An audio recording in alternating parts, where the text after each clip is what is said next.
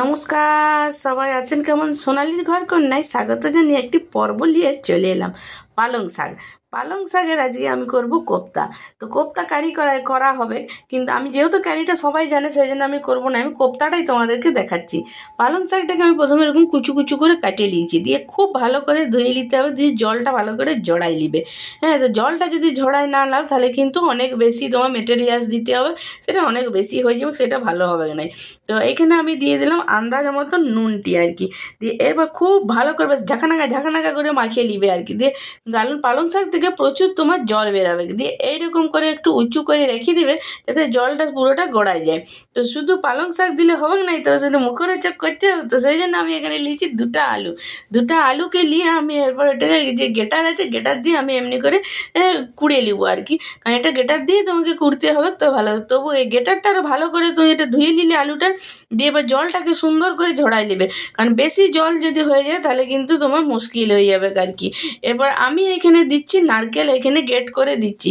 তোমরা যদি পেঁয়াজ রসুন দিয়ে করতে যাও তো এখানে তোমার নারকেল না দিলেও চলবে, তো যেহেতু আমি নিরামিষ করছি সেই জন্য এখানে আমি দিয়ে দিলাম। হ্যাঁ, আর এখানে থেকে শুকনো কড়াই আমি একটু বাদাম দিয়ে দিলাম। বাদামটা বেশ সুন্দর করে যখন কাঠকলায় ভাজা হয়ে গেলে তখন আমি এটি ছালটিকে ঠান্ডা করে ছালটি ছাড়ে এরপর এটিকে গুঁড়া করে নিলাম। এরপরে এই দেখো চিপে চিপে সমস্তটি তোমার আলুটির মধ্যে ওই পালং শাকটি দিয়ে দিলাম। এরপর আমি এইখানে দিয়ে দিলাম তোমার ওই বাদাম গুঁড়াটা, দিয়ে তার সঙ্গে ওই নারকেল কুড়াটা দিলাম। আমি তো বললাম তোমরা যদি নিরামিষ করো তাহলে একটু বাদাম নারকেল দিবে, আর যদি না করো তাহলে তোমরা এক্ষেত্রে পেঁয়াজ রসুন দিতে পারো। এখানে আমি 2 চামচ দিয়েছি বেসন আর 2 চামচ দিয়েছি কর্নফ্লাওয়ার।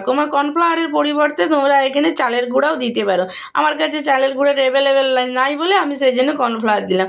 আন্দাজ মতন দিয়ে দিলাম নুন, আর এখানে প্রায় 10-12টা কাঁচা লঙ্কাকে কুচু কুচু করে কাটিয়ে তার মধ্যে দিয়ে দিলাম, আর একটুখানি দিয়ে দিলাম ধনিয়া পাতা, মুঠা দিয়ে 1 চামচের মতন জল দিয়ে আমি এটা সুন্দর করে মাখিয়ে নিচ্ছি।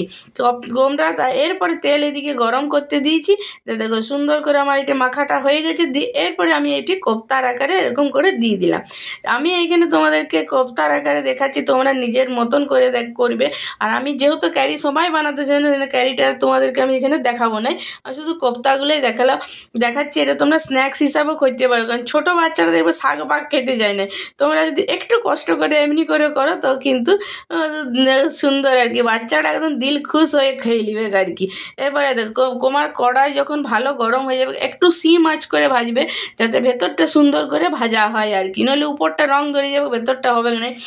দিয়ে এরপরে দেখো ভয়ের কোনো কারণ নেই, চিটবে কোনো কিছুই হবে না, সুন্দর আস্তে আস্তে তোমার পকোড়াগুলি সুন্দর হয়ে যাবে। তোমরা অনেক কিছু পকোড়া খেয়েছো, পালং পকোড়া কি খেয়েছো? তো পালং শাকের পকোড়াটা খেয়ে একবার বলে দেবে দেখিনি কেমন খেতে লাগছে আর কি, বলতেই বাধ্য হবে একজন দিদি এটা দারুণ জিনিস শিখাচ্ছে আর কি। হ্যাঁ, তো আমি যেহেতু নারকেল দিয়েছি, আর তোমরা যদি পেঁয়াজ দিতে চাও সেক্ষেত্রে তোমরা নারকেল না দিলে হবে, আন্দাজ মতন তোমরা এখানে পেঁয়াজ একদম জিরি কুচু কুচু করে কাটিয়ে দিয়ে দিলে। এরপর আমি এই দেখো সুন্দর করে একদম কত সুন্দর কালারটি হয়েছে, দেখো মনে হচ্ছে না এখনই একটু যদি পেয়ে যেতাম। হ্যাঁ, চায়ের সাথে সুন্দর, বিকালবেলা চায়ের সাথে যদি বানাই দাও না সবাই খাই নেবে, কেউ বুঝতেই পারবে না এটা পালং শাকের বলে আর কি। তাই দেখো আমার এখানে কিন্তু সব এইগুলি সুন্দর করে ভাজা হয়ে গেলে, হ্যাঁ দেখো তোমাদেরকে আমি দেখাই দিচ্ছি কত সুন্দর ভাজাটি হয়েছে না। এরপর আমি আবার এখানে আরও সেকেন্ড রাউন্ড এখানে ভাজতে দিয়ে দিচ্ছি। আমি এখানে গোল গোল করে দিচ্ছি, তোমরা যদি ভাবো যে যখন বড়া বা স্ন্যাক্স হিসাবে খাবে তখন একটু ছোট ছোট চ্যাপ্টা করেও দিতে পারো। তা যেহেতু আর তোমাদের যদি এগুলি ভালো লাগে তাহলে এগুলো কী করবে, একটা লাইক করবে না, আর একটা কমেন্ট করবে। হ্যাঁ, তোমাদের ওখানে কোথায় কীরকম জাড় পড়েছে গো, এই জাড়ে এরকম যদি গরম গরম পকোড়া 2-4টি পাওয়া যায়, হ্যাঁ, আর শুধু যদি ভাত ডাল বা এরকম পকোড়া পেয়ে গেলে আর কিচ্ছু চাই নাই। হ্যাঁ, তো একদম কত সুন্দর হবে। আর যদি তোমাদের বেশি ভালো লাগে তাহলে কী করবে, সাবস্ক্রাইব বোতামটা টিপে দিবে, পাশে যে বেল ঘন্টাটা আছে ডং ডং করে বাজাই দিবে, তাহলে যখনই যে রেসিপিটি আমি করবো তখনই তোমরা শুধু রেসিপি কেন যেমন কোথাও যেখানেই যায় যা না যায় সেটা তোমাদেরকে আমি সব কিছু জানাবো, তোমরা সবটাই আমার জেনে নিতে পারবে। হ্যাঁ, আর একটুখানি সস দিয়ে একদম সুন্দর এখানে বিন্নুন আর গোলমরিচ ছড়িয়ে তুমি খেয়ে আবার চাট মশলা দিয়ে, হ্যাঁ, একবারে জুত করে খাওয়া যাবে। 8 থেকে 80 খাইতে ভালোবাসি। আর তোমাদেরকে একটা ভাঙিয়ে দেখাই দিচ্ছে, দেখছো কত সুন্দর যা এরকম ধোয়া উঠা যদি 2-4টা হয় গো, আর ভাতের সাথে কিছুই নেই, শুধু এমনি ডাল ভাত আর এরকম পকোড়া পেয়ে গেলেই ব্যাস। তোমরা আমি করে বানাও, খাও, আর সোনালিদির পাশে সবসময়ের জন্য থেকে যাও।